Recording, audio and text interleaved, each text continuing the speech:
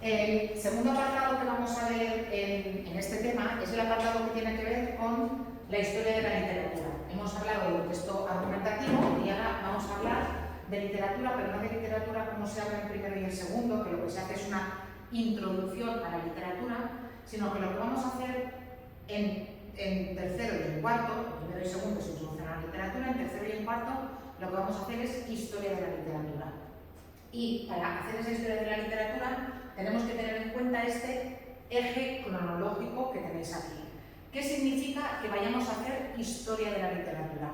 Significa que vamos a ver cómo evoluciona la literatura, en este caso en castellano, con el pasar de los siglos, desde las primeras muestras escritas que encontramos en castellano hasta prácticamente la actualidad, que es lo que veremos en cuarto.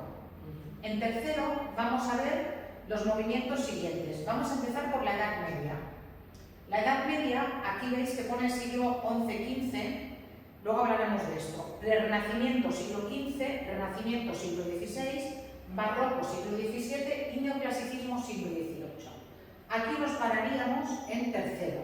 Por tanto, la historia de la literatura que vamos a ver es de muchos siglos, pero luego vamos a ver que, sobre todo, la época más larga literaria de las que vamos a estudiar, que es la Edad Media, tiene muy pocos textos escritos. Mejor dicho, nos han llegado muy pocos textos escritos.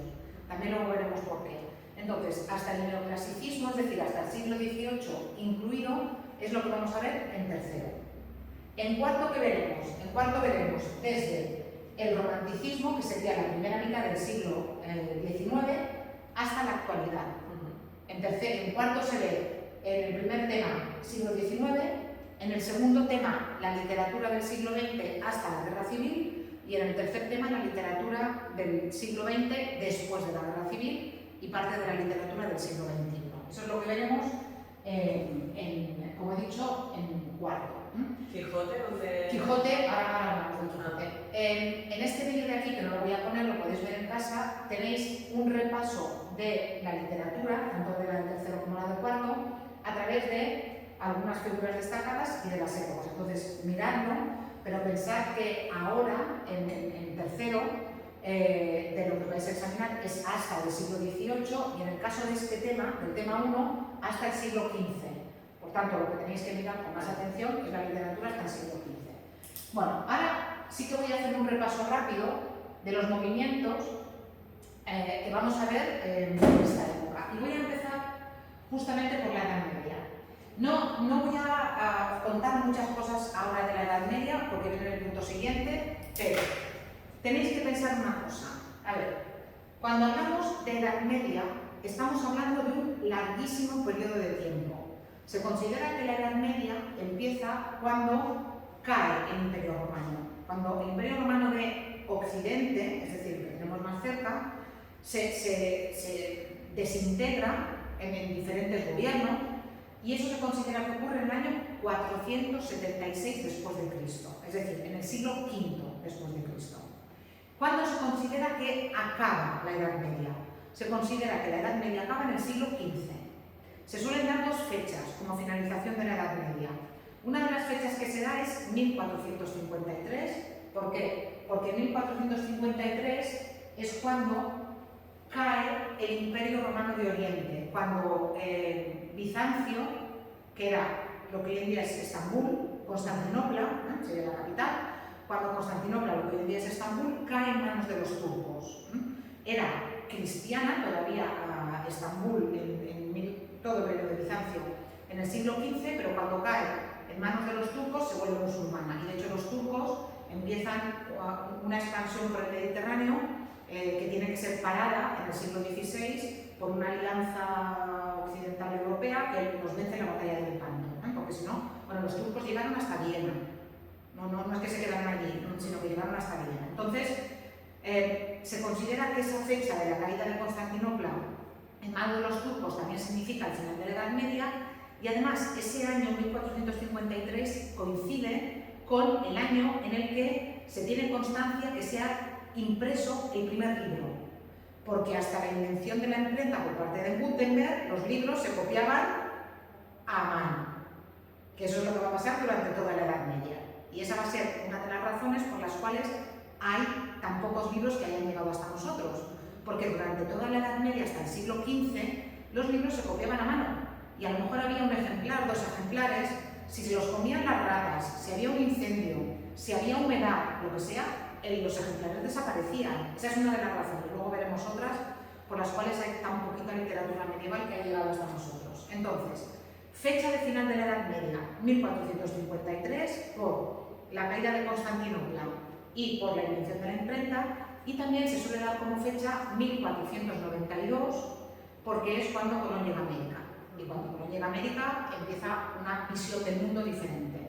El mundo se pensaba que era muchísimo más pequeño, que la Tierra era plana, y Colón, sin quererlo, demuestra que el mundo es mucho más grande y al final se acaba demostrando que la Tierra es redonda. Entonces, eso también se considera, con eso también se considera que la humanidad acaba el periodo medieval y entraría en la modernidad.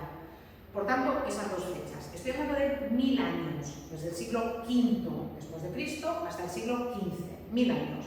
Evidentemente, luego lo veremos también, no es lo mismo lo que pasa en Europa en el siglo VI que en el siglo XIV. La sociedad del siglo XIV es muy diferente de la del siglo VI, muy diferente. Pero esas son las dos fechas en las que nos vamos a situar con la Edad Media. ¿Qué pasa también? Cuando hablamos de la Edad Media literaria, aquí os sale siglo XI, podría salir siglo XII también, XI-XII. ¿Por qué, si yo estoy diciendo que la Edad Media empieza en el siglo XV, la Edad Media literaria empieza en el siglo XI o en el siglo XII? Porque no coinciden. Una cosa es la historia y otra cosa es la literatura en castellano. ¿Qué ocurre? Que en el siglo XV, los romanos, ¿qué lengua hablaban? Los romanos hablaban latín. Y en todos los territorios romanizados se hablaba latín. Cuando el Imperio Romano se disgrega, el latín empieza a evolucionar de forma diferente en diferentes territorios y se acaba convirtiendo en lenguas diferentes.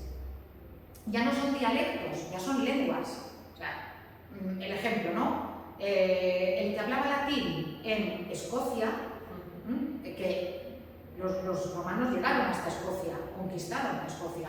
El que hablaba latín en Escocia se entendía con el que hablaba latín en Roma o con el que hablaba latín en Sevilla, en Hispalis. Se entendían porque hablaban la misma lengua. Dialectos diferentes, pero la misma lengua. Con una diferencia a lo mejor que es la misma diferencia que hay entre el castellano de Madrid y el castellano que se habla en Argentina. Que son diferentes, pero que todavía nos entendemos.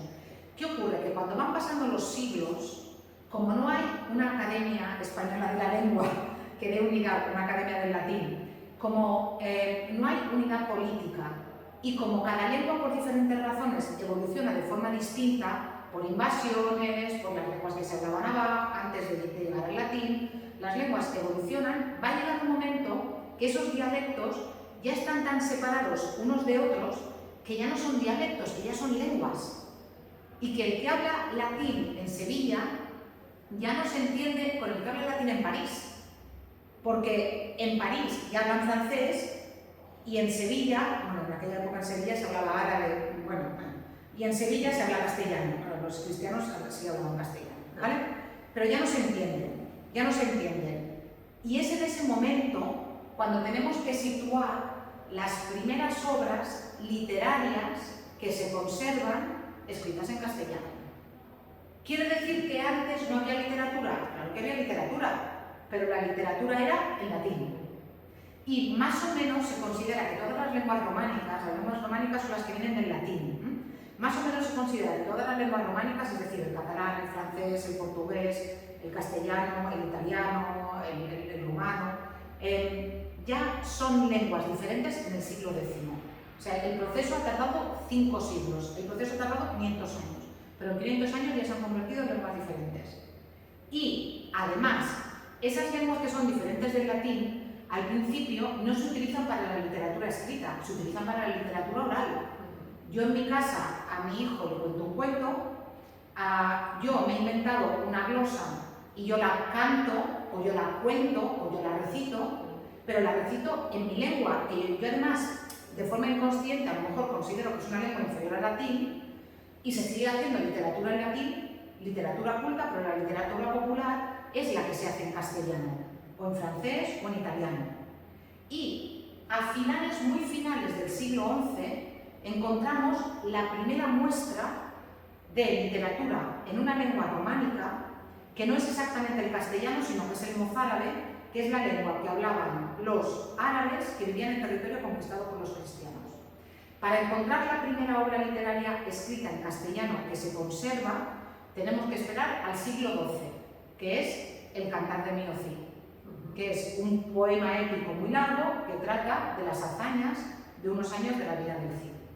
Pero es por eso que la Edad Media histórica es una cosa y la Edad Media literaria es otra.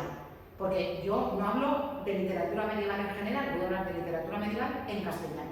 Y por eso me tengo que ir al siglo XII. ¿Qué va a ocurrir después? Bueno, y en el siglo XII vamos a ver que la literatura básicamente trata temas religiosos, porque la religión va a ser fundamental en la vida de las personas durante la Edad Media. Vamos a ver también que la literatura trata temas bélicos, porque la Edad Media, y especialmente la península ibérica, fue un periodo de muchísimas guerras, batallas y luchas de diferentes pueblos que quieren hacerse con el poder en la península y mayor Baleares también, lo veremos un poco. Y va a ser un tipo de literatura que tiene como finalidad enseñar. Va a ser una literatura didáctica y va a ser una literatura que se transmite de forma oral. Hay tan poca gente que sabe leer y escribir que al final la literatura se transmite de forma oral.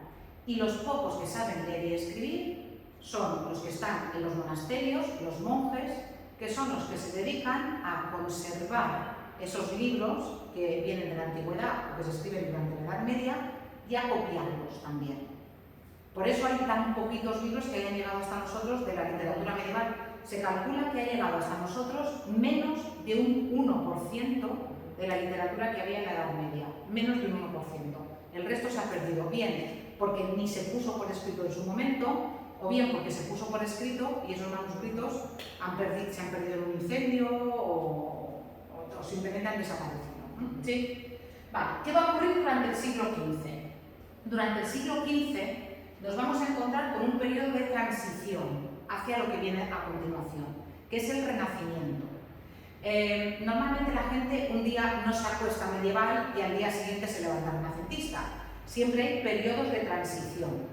Y cuanto más atrás nos vamos en la historia, más lentos son esos periodos de transición, porque hay menos comunicación entre los pueblos y porque hay menos medios de comunicación. Hoy en día gana el premio Nobel una autora francesa y al minuto ya están todas las redes inundadas y a los 10 minutos en las librerías ya han buscado los libros de las estanterías de la autora y han puesto ahí un eso. Nada, en aquella época todo tardaba semanas, meses, años, las informaciones, y la gente no se movía de donde había nacido. Solamente se movían los pocos que hacían comercio y se movían también a través de las peregrinaciones.